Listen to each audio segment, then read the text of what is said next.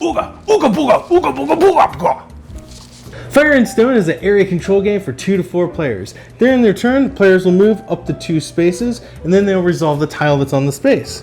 They'll find all different kinds of things, from food to forest to fires to cooked food that they find. Here, I happen to find some food, and I can collect that food, and I can add it to one of my rows here that I'm collecting food. Luckily, I was already collecting mushrooms, so it goes in my mushroom column, and then I covered up this little icon here that allows me to take either a points card or one of these inventions. The invention cards give you special powers and abilities throughout the game to make it a little easier in your journey here. The point cards give you the points that you need to win the game.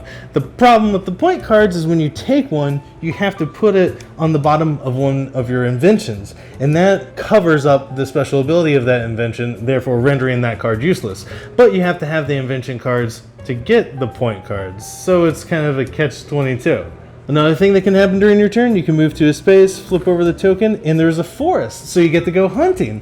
That means you take one of these stacks here of 3 hunting tokens, and you get to take a gander at which one you want, put it face down on your player board, and then you put the rest of the tiles face down for another player who may want to go hunting there.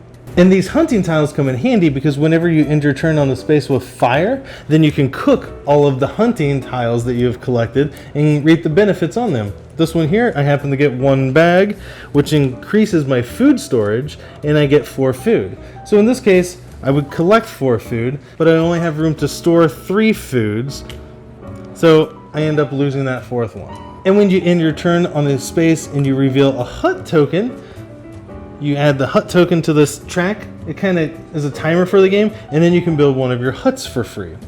And the reason that you're collecting this food is later on, if Blue had went there and they want to build a hut on that hut area, you can only build huts on areas that are specifically designated for huts. They have to pay a food for each hut that was previously there. So now Blue has a hut there. And the whole reason you want to do this is at the end of the game you will get a point for each hut that you have built, and for each area that you have majority, you will also get 1 point for that. And after a player builds a hut, they then have to travel to a space that has fire. So sometimes you can use this to your advantage if you build a hut in a region and you want to like fast travel to where there's fire in that same region, maybe further up or in a different area of the map. And once you have added hut tiles to this track here at the top, you'll unlock things like the second region or more meeples, and you'll add those to the board, so then your turns will become twice as long because you'll have 2 people to move around, and you can do the same, move 0 to 2 spaces per meeple that you have on there, so you basically get double actions. And then when you reach here, you can unlock the 3rd area, and then finally when you hit the last area of the hut tile track thingamajigger, then that triggers the end of the game. And at the end of the game, players will score 1 point for each hut that they have on the board, 1 point for each area that they have majority of, and players will also score the victory point cards that they have taken earlier in the game. And these victory point cards are stacked in descending order, so the sooner you get them, the more points they're worth. If you wait too long, at the bottom of the stack they're only worth 1 point. I don't think I've ever seen anyone actually get one that is only 1 point in the game, but still, they go from 4 to 3 pretty quick, and then down to 2 even quicker. I forgot to mention, in Area 2 there is a special cave token that you can discover, and then you resolve this cave effect. And there's, I don't know, 20 or 30 of these cave cards in the game, so that kind of adds a little bit of spice to each game because you never know what the cave is. Some of them will be altars that you sacrifice huts or food to gain points, or sometimes they'll be, just remove huts from the board for points. But each one of them is a little different, and it adds a nice little variety to the game. So I was browsing the interwebs one day, and I happened to come across Fire and Stone. I saw the box art, and I said to myself, Beard, that looks kind of interesting. You should check it out. And then when I saw it was by the same designer as Carcassone, I was like, holy cow, we gotta try this one. And I was not let down. This game is, you guessed it, fantastic. Or at least I found it enjoyable. The game does have its faults. I will say though that while playing the game, every time I played it, I have found myself with a smile on my face and enjoying it. The game is quite simple, easy to teach, and filled with luck. Some people may not enjoy that, but I can overlook that and just enjoy it for what it is. And I think if you go into it just to enjoy a game, you will like this. It is a very bizarre mixture of just kind of randomness and the bizarrest, friendliest area control game I have ever played. Because by nature, most area control games are very cutthroat. But in this one, for whatever reason, it just feels like a very soft, just pounding of each other against each other on the board. It's very bizarre. You kind of have to play it. But the game has a lot going for it. It's easy to teach. It's pretty. The art's nice. The pieces are nice. Collecting those little bags and putting the little bag tokens on your player board, that's fun to store your food in them.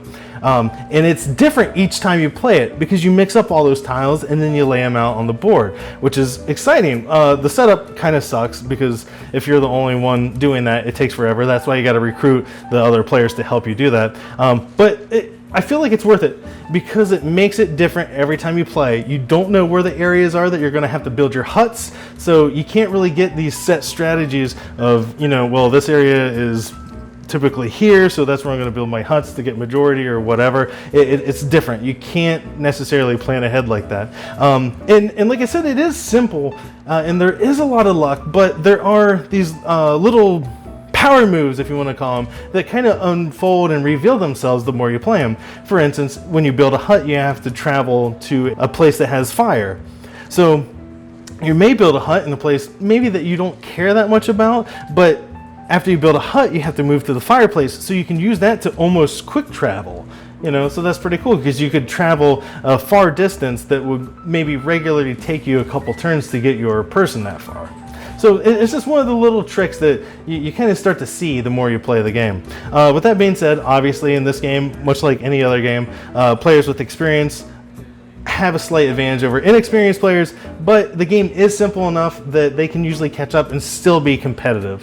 We just finished a game not that long ago that all of us finished within a point or two of each other, and two of the players had never played before. I enjoy that it's very thematic. You kind of feel like you are going out, expanding your tribe, discovering new places. You have to move to find new food in order to build new huts and stuff. And then the way the hunting works, how you have to go and hunt, and you get to pick out those tiles, and if anyone else goes there to hunt, now they have less options because you were already there and you already hunted some of the wildlife, but you don't get those benefits right away. You got to go take those to a fire to cook them. It's just very thematic, and overall it just feels nice. It just feels like you're a caveman, with the confused ooga boogas at time when you don't know, should I take these apples or should I risk it and try to collect carrots? I feel like this is the type of weight in the type of game that should be nominated for a Spiel des Jahres. It's very family friendly, slight amount of conflict, but not overly mean. It's easy to teach. It's just a nice game. It is a very nice game, and it's definitely staying in the Beards collection. It might not be for everyone. You may want to try before you buy. Don't expect any heavy, super deep strategy game here, but it is very enjoyable. I do feel like there is plenty of room for expansions on this one. They could come out with a new board, a new map or something.